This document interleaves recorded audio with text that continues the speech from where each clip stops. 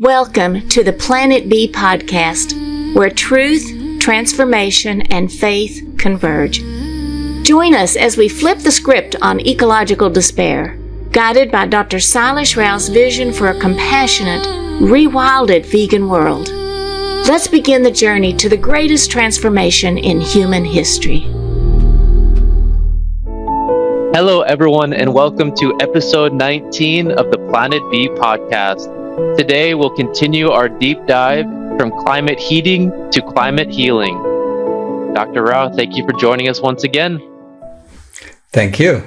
Thank you for making this happen. If you don't mind, if you could start with the opening quote of chapter 19. Yeah, the opening quote is from Stephanie Pace Marshall, and she said, adding wings to caterpillars does not create butterflies. Right? So we have to choose to transform from within to the climate healing phase, from the climate heating phase. So we have to first recognize that our notions of superiority, saying that all this technology we have created will make us so powerful. Look how powerful we are. All that nonsense has to go. Right. So it is puncturing the ego of humanity, first and foremost. Thinking that we are superior to animals and to all other life on the planet. Yeah. So right at the beginning of chapter 19, you state that we have to choose to transform from the climate heating phase to a climate healing phase. Right. So what exactly does that mean? So right now, we have been heating the planet. Heating meaning we are setting all kinds of fires everywhere. We literally are heating the planet. And we are destroying forests. We are extracting for ourselves. It's like, there's an insatiable hunger. We are grabbing, right? Yeah. And now we have to choose to restore. We have to choose to cool the planet. And we have to choose to stabilize the climate of the planet and choose to stabilize the life support systems of the planet. Why? Because we want this planet to be our permanent home. There is no other place to go to and create a home. That too. I mean, I imagine, people saying, we're going to go create life support systems on Mars or life support systems on the moon. And you're starting from scratch. And you ask them why? Because this is destroyed. Can we not fix this? Isn't it easier to fix this than to go off somewhere else? Isn't that an absurd path to follow? Right? So we have to choose to want to fix this and to maintain it forever. Okay? And see this as a permanent home. And the animals as our fellow passengers on spaceship Earth. And in fact, they are the ones who wanted us to create homeostasis for planet Earth. So I say, start thinking of them as your boss. And so that's going from ego to eco phase. So there's an eco phase, which is where we are equal to all the animals, all the other beings. But before you get to the eco phase, I say you have to go through the seva phase. And seva means service, selfless service. Selfless service to the other life forms on Earth. Okay? Only then are we going to be able to recover the life support systems of the planet and heal them and to repair them. Right. Because if you look at the planetary boundary transgressions, the worst transgression is loss of biodiversity. Right? The loss of wild animals. Why are we losing them? Because they don't have enough food, they don't have enough water, and their habitats being destroyed and it's being polluted and so on. So now we have to restore their habitats, make sure that they have enough food, make sure that they have enough clean water to drink, fresh water to drink. So we have to tell them we want you. Right. We want you to stay. We want you to be here with us. And that requires us to serve them, literally. Right? So you're not here to take from them, you're here to give to them. Right. So we have to sort of undo the damage that we did. And that's what the seva phase is all about. Where you serve the wild animals, where you bring back their habitats, we bring back, there was one waste treatment plant that I was touring. And it's a waste treatment plant for a city, right? They showed me how they treat the water. And at the end, they said, this water is drinkable, according to the USDA, the US Department of Agriculture. It's a drinkable water. I said, so then why don't you feed it back to the drinking water system of your city? They said, no, we cannot do that. I said, why not? They said, because it's still full of pharmaceuticals and other chemicals. Oh dear. That they don't check. They only check for biological contamination. They don't check for chemical contamination. Oh dear. Right? So I said, okay, then what are you doing with it? They created a whole lake out of it, outside the waste treatment plant. And I said, why are you letting the birds drink that? If you wouldn't allow humans to drink that. So wild animals they're not getting filtered water. They're getting the polluted water from us. Right. We filter the water and drink it. So we have reverse osmosis, all kinds of things, to make sure that our water is healthy. But they're getting the water straight. And so this is why they're all dying. There are lots of reasons, but the water is not clean, the food is not clean, the food is not available, they don't have enough shelter, habitats are being taken away from them, and they're being, killed, right? We are going around doing lethal conservation, which is we say there are too many deer, so we go and kill a bunch of deer. You'll be killing mothers, so the children don't have any mothers, and then they die. So nature always amplifies what you do, right? All right. So we have to now go and beg them to stay. So that's the seva phase.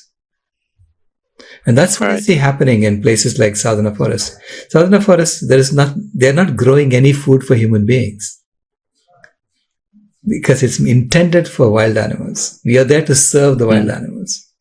We are there to make sure that they have enough food to live on. They have drinking water to live on. And then they're happy and they'll keep coming back. And do you see that style of living and rewilding in conservation as being a model for Planet B, where that style would kind of be replicated around the world? Absolutely. I see that as the quintessential Planet B project, Sadhana Forest, So it's a project where you're restoring life, restoring wildlife. You're undoing the damage that happened. So could you take us through a little bit more about Sedana Forest for people like me? I've never visited there. Give us a mental image of that style of living in the rewilding effort that they're doing. Yeah, it was barren land 20 years ago. And basically volunteers from around the world came together and they first created water retention structures. So they dug up lakes, so to speak, so that the rainwater would stay there. And then they planted native trees that used to be there. And they managed to get the first few trees growing. And then they built the soil in that area. A lot of the soil is built with human waste, by the way. And people who come to Sadhana Forest are all going to be vegan because they only serve vegan food, healthy vegan food, so that the waste from human beings is non-toxic. Right. Okay, so then that waste is composted into soil. And there was even a joke, someone said that Sadhana Forest is a scam to get poop from people.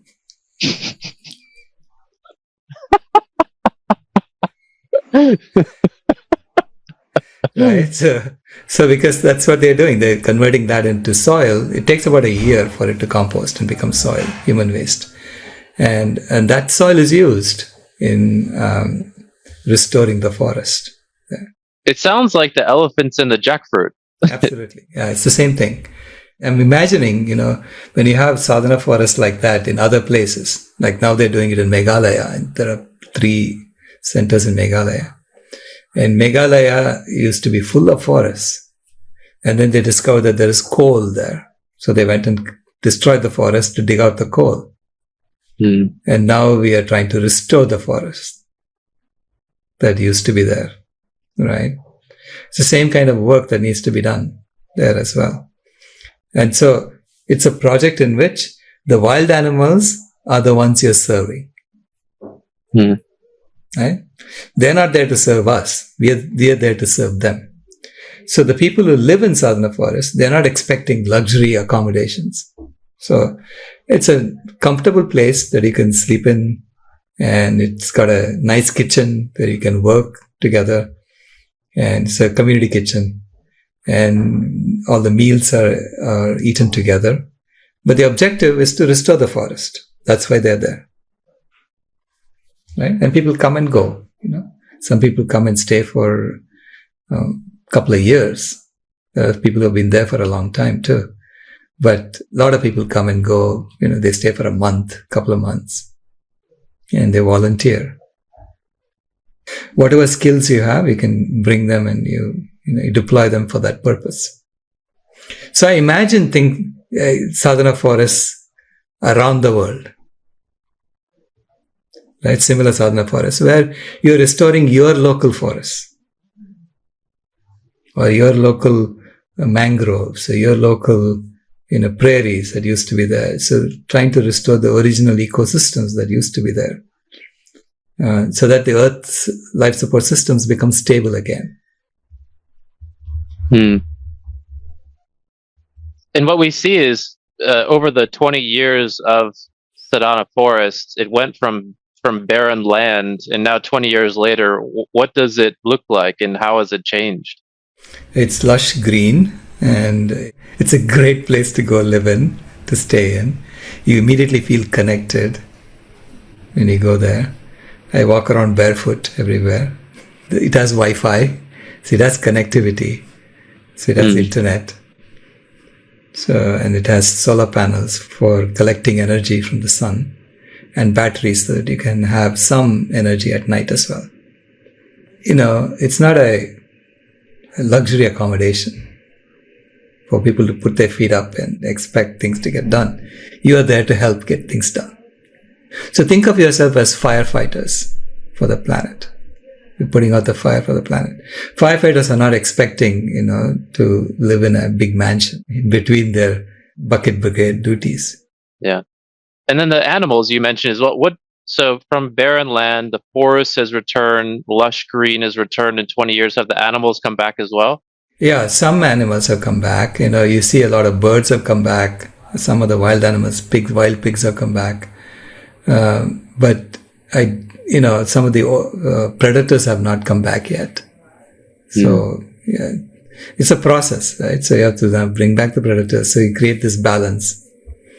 And as you grow this in the neighborhood, now the water levels have come back in the villages surrounding Sadhana forest. Wow. Water levels have increased by 15 feet, I think.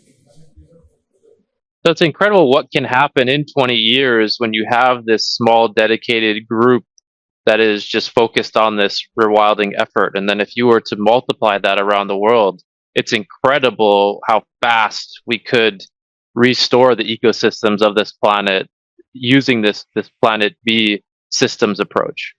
Absolutely. You have to systematically want that to be your objective function. You have to change the objectives of civilization to be not about extraction, but about restoration.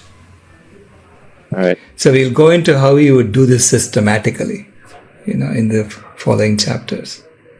But basically, I'm saying that we need to use our systems know-how to understand why the system is behaving the way it is today, and to design new systems that behave the way they should if you want a thriving planet. So we must all agree that we want a thriving planet first. All right, and that kind of transitions into your Judy Carman's concept of Homo Ahimsa, which means kind hominid. So, could you share a little bit about that terminology? Yeah, it's right now we call ourselves the wise hominid, Homo sapiens, and our actions are nothing but furthest from wisdom that I've seen, right? Right. But we call ourselves the wise hominid. So it's complete misnomer, right? And it's a little bit like we are puffing out our chest, saying, look at us, look at who we are. Mm. But it's a phase that you go through. So you basically build up your strength. So we now have built up our strength, okay, to do our job. And now we have to become the kind hominid, Homo Ahimsa of Judy Carman, in order to deploy our strength for the well-being of all life. That's so beautiful. That's such a great. I love that term, and I'm glad it just fits so well with everything related to Planet B. Judy wrote about that way back, in her first book, Peace to All Beings. She called it the transformation from Homo sapiens to Homo Ahimsa. So now at the end of chapter 19, you highlighted that rewilding Planet B requires implementing 7 core shifts.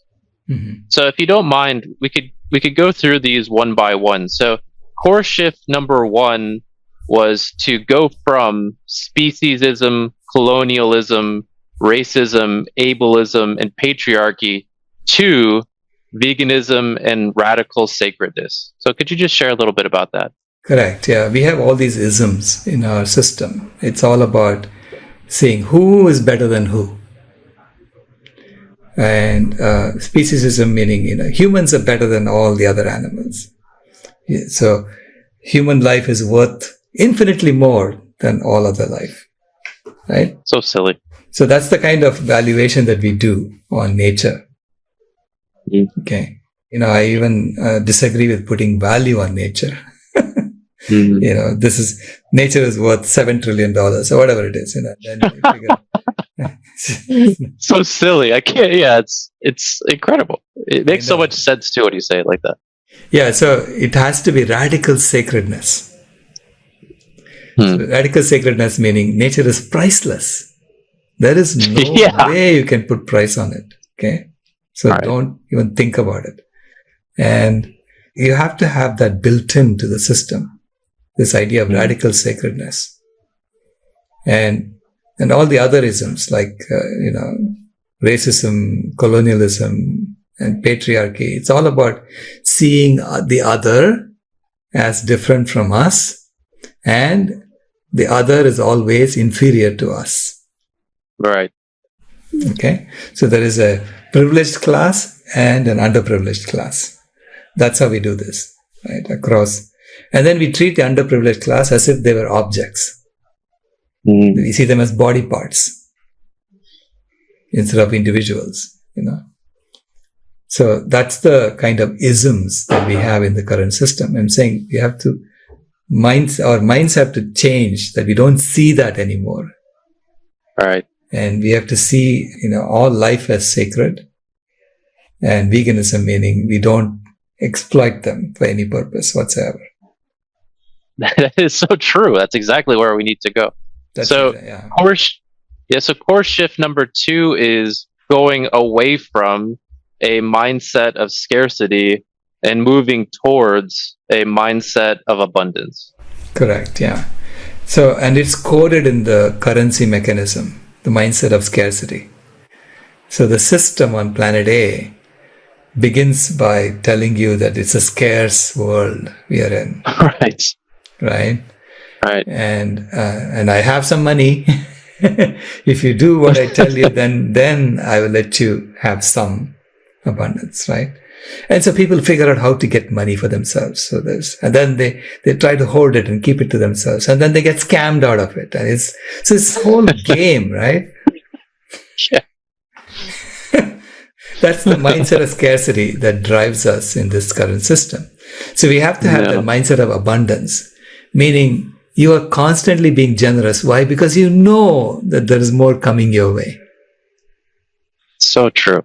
So that's the kind of currency system we are designing for Planet B, where, initially people said you don't even need any currency. But I said, we have to have some way of measuring our impact and measuring that we stay below certain threshold, right? And so that's why I say that there's some measurement that needs to happen. That's the currency that we are talking about. And that has to be a currency that gives you a mindset of abundance. Meaning you're giving away things because you know that you're supported. All right. You're figuring out how to give away more of your gifts. That's wonderful. So culture shift number 3 is talking about moving away from a culture of consumerism and towards a culture of compassion. That's wonderful. Yeah. Culture of consumerism says that I don't have enough. I need more, right? And we have a system that actually convinces you that you are less than who you are. So true. Yeah. Right? Constantly trying to tell you, hey, did you measure up to this ideal? Yeah. Or you haven't measured up to that ideal? Then you need this to get to that ideal, right? So there's a constant messaging that happens in the system to tell you that you are less than who you are. This actually goes back to the previous chapter, but we didn't mention it, was the advertising. That all is done very systematically through advertising on Planet A. Absolutely, yeah. And advertising is one of the primary activities of the corporations, right? So if they don't advertise, they shrink and die. They're constantly trying to grow. And that's where the pathology comes in, when you are constantly trying to grow. So this is why the culture of consumerism has to change to a culture of compassion, where you're there to alleviate suffering, help others. And because you are already full, you don't need any more for yourself. So you have to be comfortable in your own skin. Living that way just feels so good too, because there's no greater feeling than helping someone, and in the end, that actually it helps yourself as well. Correct. It's a system of love and upliftment. Mm-hmm. Yeah, but you have to create a system around it, right? That's the right thing. Yeah, right. Because currently the system is dragging us down. And systems are human engineered. And I'm saying any human engineered system you can change anytime you want. You can just choose to say, okay, I'm done with this. I'm going to move on to that one. I choose that now. Right. Yeah. Okay. So course shift number 4. So moving away from a money-driven economy and moving towards a service-driven economy. Right. Yeah. So money-driven economy, meaning the accumulation of money is the primary purpose. Right. And so that becomes the main game that you're playing today. Whereas money should be just a means to direct your resources and your gifts. Yeah. And it's all towards serving the whole.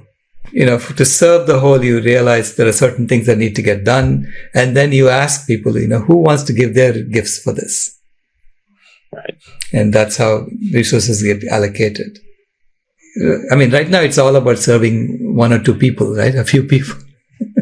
Right? And that's where the pull is coming from. It's a service-driven economy as opposed to a money-driven economy. All right. Okay, so course shift number 5 is moving away from diseases and divisions among humanity. So right now, in the system, diseases are nurtured in the system.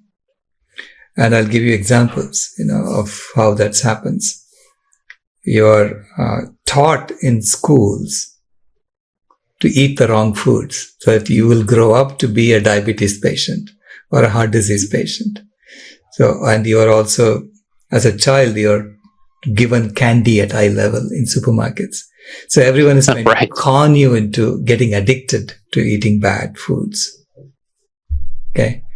So this is why people are becoming more and more unhealthy as time progresses. Diseases are nurtured in the system because that's the source of extracting money back from you. So think of this as a game, money game, in which those who are creating the money, they always create the money in the form of loans. They want it all back. And you are trying to cling to it. You're holding on to the money, right? And they want it all back. How do you get it back from someone who's hoarded it? Well, make them sick. Then they'll take it out of their wallet and give it to you. Doesn't sound very harmonious, if you ask me. It's not. Yeah. It's a game of competition and a game of figuring out how can I help my tribe survive over the other tribe. So there's divisions and diseases. That's what's being fostered in the current system in planet A. And I'm saying it has to be unity because why? We have one planet and we have a common purpose of restoring the life support systems on that planet. All right. And stabilizing it. Until you restore the life support systems and stabilize it, you better be united in that job, right? So we become like an engineering team who's doing that together. And so that's what we need to foster on planet B. That's beautiful. So course shift number 6 is to move away from death and cruelty towards animals and move towards love and kindness towards animals. Right. Yeah. If you watch the movie Earthlings and you see what is really happening to the animals that we raise and use. I mean, I watched that and I felt like I didn't want to belong to my species anymore. I wanted to destroy my species. It was so bad. Yeah. Right? So the amount of cruelty that's happening, wanton cruelty that's happening to the animals. And, and then they're getting killed even as they're just babies who are getting killed. So, but our natural instinct is to love them, is to be kind to them.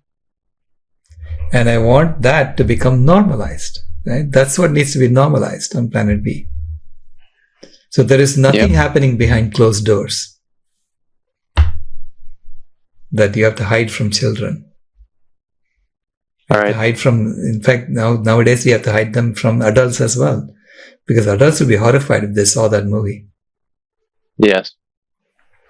But a lot of adults know this and they don't want to watch it, right? Because they don't want to be disturbed by that. The course shift number 7 is to move away from death and pollution of the planet and move towards remediation and regeneration of the planet. Yeah. So I went to relationship between each other, then relationship with the animals. So how do you relate to the entire planet?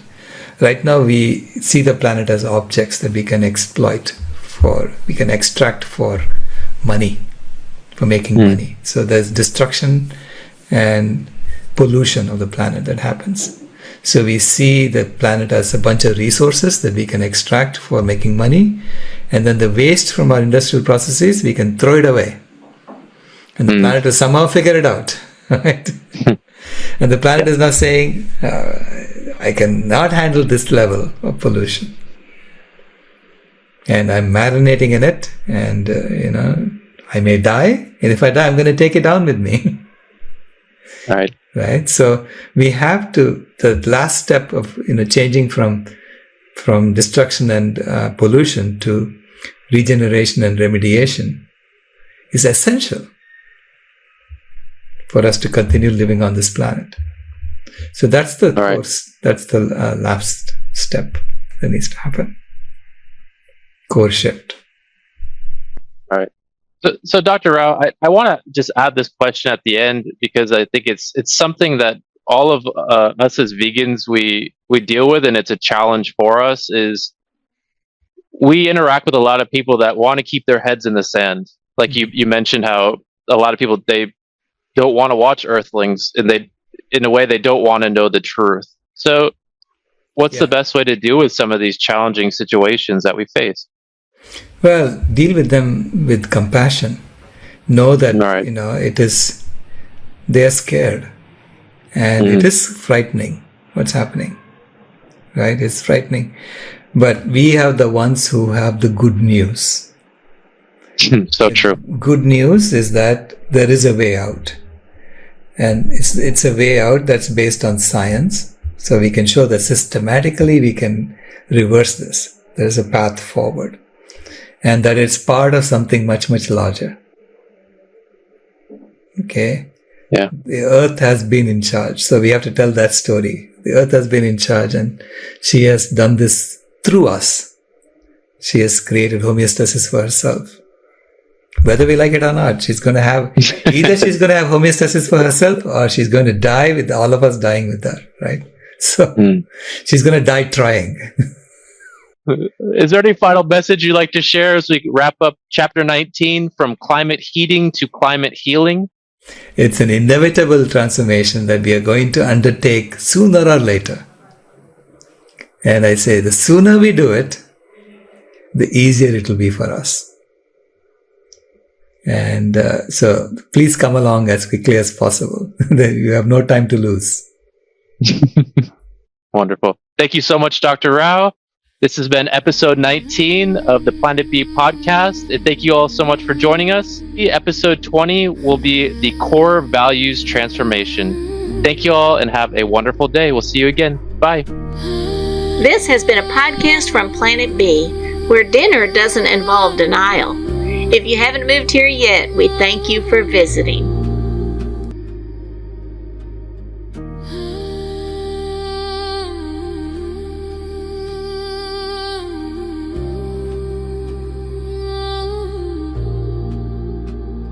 The house is burning, but we're still sitting in the glow. Phones charged, lights on, pretending we don't know. But the forest is silent, the river's running low, and the flame on our plates is the strongest fire we throw. Put out the fire, put out the fire. Echoes and rise, this is your hour. 7 boundaries broken, the earth pushed past the line. Climate, land, species, fresh water, chemicals, nutrients, oceans in decline. Not danger, disaster in real time. Put out the fire, put out the fire. Metafoodians rise, this is your power. And here in India, one truth stands the same. Milk is not just milk, dairy feeds the flame. Cows and methane, fields and forests turn to grain. Politics, culture, carbon, all wired to the same chain. Every cup of curd is heat in the air. Every block of butter is a forest repair. It's not a small habit, it's a planetary affair. Put out the fire, put out the fire. Echoes and rise, this is our hour. Energy fixes half the hurt, Dr. Rao made that clear. But food fixes the other half, the half that's burning here. Change the plate, change the land, change the future's atmosphere. Put out the fire, put out the fire. Metafoodians unite, this is your choir.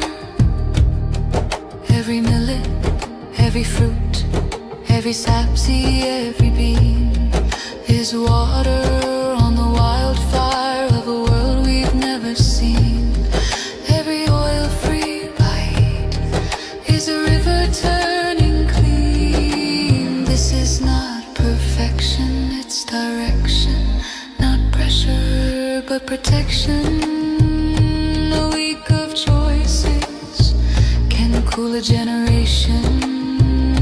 A company's courage can ignite a nation. Put out the fire, ooh, put out the fire. Echoes and rise, this is your hour. Metafoodians unite, Metafoodians ignite, sharing love in the meta zone, lighting the path to a cooler home. Put out the fire.